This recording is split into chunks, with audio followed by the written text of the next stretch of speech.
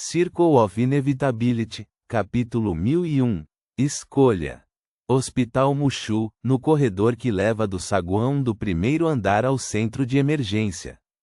Lu Shan diminuiu a velocidade para permitir que Gena a liderasse. Tude. Gena correu rapidamente, finalmente vendo Zhou Mingrui vestindo uma camiseta larga azul celeste. Ao mesmo tempo, seu olhar foi para fora do centro de emergência, absorvendo a escuridão da noite. Os passos de Gena pararam de repente, e ela se virou de lado, aproximando-se da área da parede. Dessa forma, ela não conseguia mais ver Zhou Mingrui, e ele também não conseguia vê-la. O que houve? Lu Shan, que também havia parado, perguntou confuso. Já é noite, respondeu Gena em voz baixa. Isso é um problema? Lu Shan ficou ainda mais perplexa. Não estava estabelecido desde o começo que era noite? Se não, por que eu estaria sonhando? Gena não teve tempo de explicar a Lu Shan que Zhou Mingrui poderia ter algo especial escondido à noite, e que eles ainda não tiveram a chance de testar se o simples contato normal com Zhou Mingrui à noite os tiraria do sonho. Ela disse diretamente a Lu Shan: não é conveniente para mim falar com Zhou Mingrui à noite. Você vai sozinha pedir a ajuda dele para Lu Fu. Não se preocupe, observarei a situação das sombras. Se algo der errado, sairei imediatamente para salvá-la. Lu Shan sabia que não era um bom momento para fazer perguntas. Ela assentiu firmemente e disse: tudo bem. Depois que a figura de Gena desapareceu nas sombras perto da parede, Lu Shan correu rapidamente para o centro de emergência. Ela imediatamente viu Zhou Mingrui se aproximando da saída, aparentemente prestes a sair.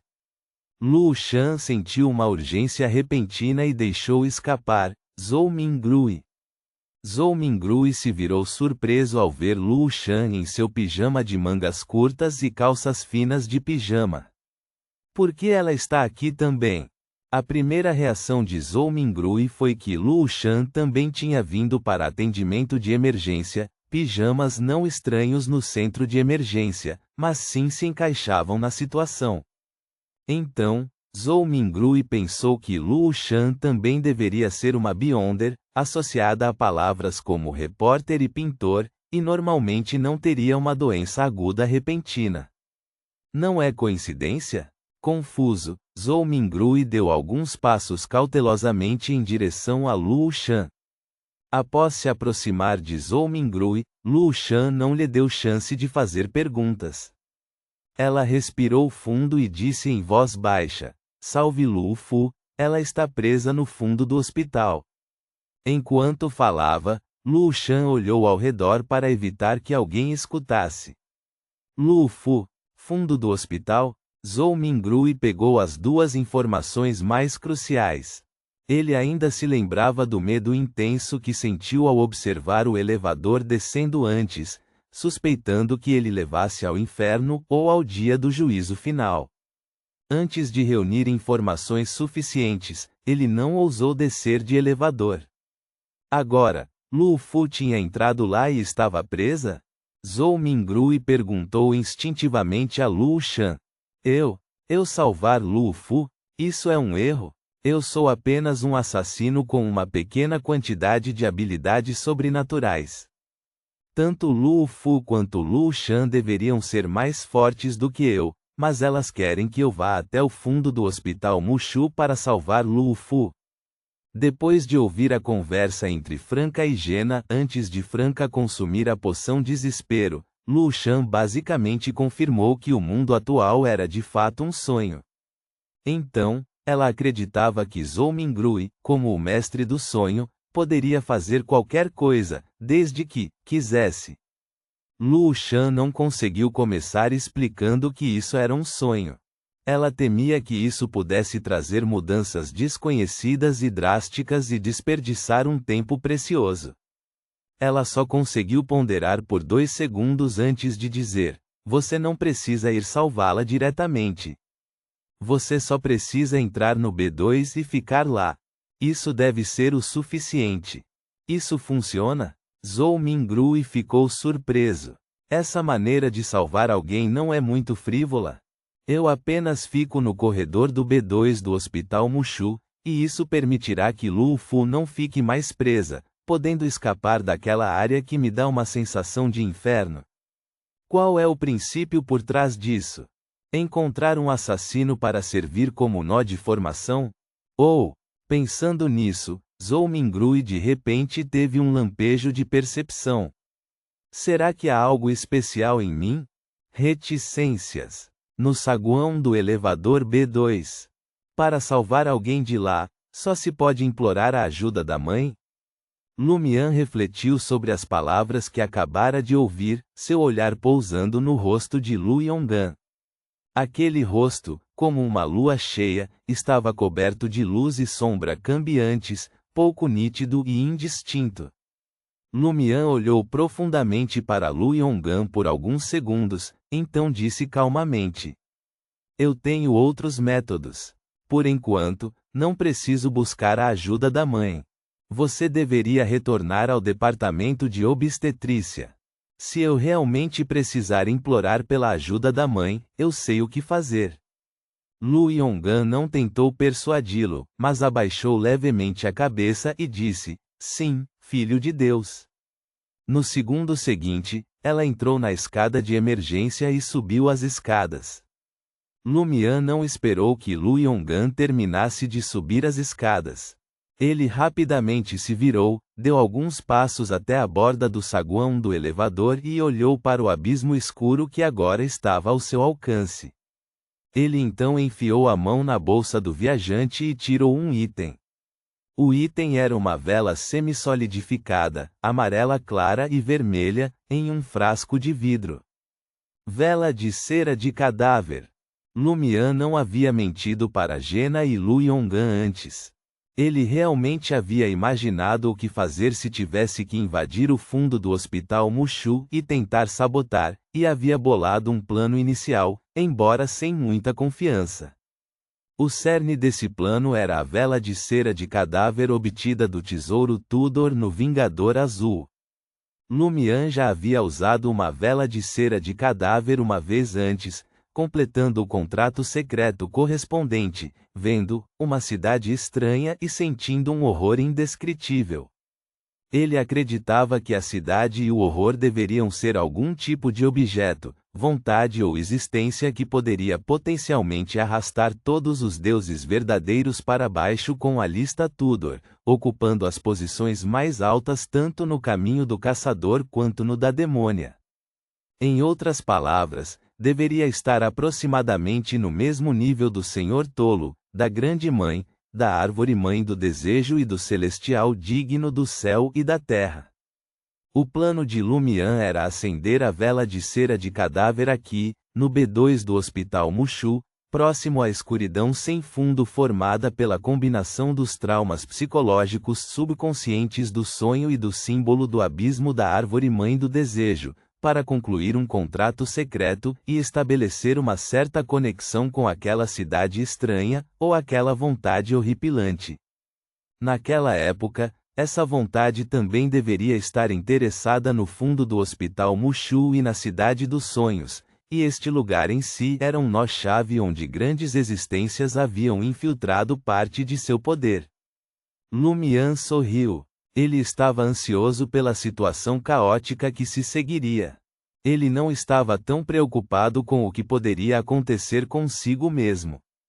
Lumian esfregou os dedos, produzindo uma chama negra que suprimiu a loucura e a violência. Diferentemente da última vez, quando ele escolheu usar a chama do caçador para acender a vela de cera do cadáver, ou confiar no fogo ritual produzido pelo atrito entre a chama negra da demônia e a espiritualidade, desta vez ele usou a chama da destruição, uma chama formada pela fusão dos caminhos do caçador e da demônia. Isso era quase idêntico à essência da vela de cera de cadáver. A vela de cera de cadáver foi feita a partir do óleo de cadáver do Cavaleiro de Sangue e Ferro, um semideus do caminho do caçador, e da demônia do desespero, uma semideusa do caminho da demônia, misturado com outras substâncias. Usando a chama da destruição, Lumian acendeu o pavio preto da vela de cera do cadáver. Depois de olhar para a luz de vela saltitante e levemente negra, ele virou seu olhar para o abismo ilusório denso, escuro e assustadoramente assustador. Com um sorriso incrivelmente lindo no rosto, ele disse calmamente: "Não estou aqui para me juntar a vocês, estou aqui para destruir este lugar." Reticências. Franca caiu cada vez mais fundo na densa escuridão do vazio sem limites, incapaz de encontrar qualquer apoio. Suas emoções e espírito pareciam estar caindo em outro abismo, tornando-se cada vez mais deprimidos, desanimados e desesperados, dando gradualmente origem a um toque de malícia. De repente, uma massa crescente de névoa branco-acinzentada apareceu abaixo dela. Essa neblina estava em um estado semi-mesclado com a escuridão densa, indicando que também poderia ser um trauma psicológico e não um objeto real. Franca olhou para a esquerda e para a direita, sentindo que não conseguiria continuar caindo, pois sentia que estava prestes a ser amarrada, tornando-se uma escrava do abismo, assim como aqueles enfermeiros. Ela não o evitava mais, caindo em direção àquela névoa branco-acinzentada, meio escura, meio clara, murmurando constantemente: "Se é fortuna, não é infortúnio. Se é infortúnio, não pode ser evitado. Se é fortuna, não é infortúnio. Se é infortúnio, não pode ser evitado. Se é fortuna, não é infortúnio. Se é infortúnio, não pode ser evitado." Enquanto ela murmurava, Franca fez contato com a névoa branco-acinzentada, penetrando nela. Logo, seus pés tocaram nuvens macias e fofas, e ela de repente se sentiu tomada por choque, tristeza, desespero e dor. Ela sabia que esses não eram realmente seus sentimentos internos, mas sim as emoções intensas que permeavam essa área que a envolvia, corroendo sua mente, fazendo-a sentir como se tivesse sido corrompida. Em seguida, Franca viu uma porta de luz brilhante e embaçada tingida com um pouco de preto azulado. A porta de luz parecia ser composta de inúmeras camadas de orbes de luz, e cada orbe parecia vivo, se contorcendo lentamente, alguns transparentes, alguns semitransparentes. Franca também viu que finas linhas pretas pendiam acima da porta de luz, suspendendo uma após a outra um casulo, quase transparente e invisível. Esses casulos eram suavemente balançados pelo vento de uma fonte desconhecida, balançando levemente e às vezes girando. Franca discerniu cuidadosamente por um tempo e descobriu que diferentes casulos continham pessoas diferentes. Havia pessoas negras, asiáticas, brancas, algumas usando jeans, algumas com roupas brilhantes e lindas, algumas com roupas estilo anime, algumas segurando telefones. Todos tinham os olhos bem fechados, como se ainda não estivessem completamente mortos. Isso é muito parecido com o primeiro trauma psicológico que encontramos no corredor, exceto que não havia nenhuma porta de luz ou casulos antes. Franca, ainda sendo corroída pelas emoções ao redor, de repente associou isso ao salão onde Huang Jiajia, a enana e outros estavam suspensos, ganhando alguma compreensão, mas também se sentindo confusa. Ela olhou cuidadosamente de novo e notou que 3 dos casulos estavam vazios. Eles tinham se partido, e as pessoas dentro não estavam em lugar nenhum. Eles saíram. Para onde eles foram enviados? Franca se precaveu vigilantemente contra possíveis detalhes, instintivamente dando alguns passos para o lado. Outro vento invisível passou, e aqueles casulos balançaram novamente, alguns se virando em direção a Franca. O olhar de Franca percorreu-os e suas pupilas dilataram-se de repente. Ela viu uma figura familiar. Era um homem de pé dentro de um casulo transparente, com a cabeça ligeiramente abaixada, vestindo roupas pertencentes ao protagonista de Assassin's Creed e... Era ela mesma. Era ele antes da transmigração. Ponto.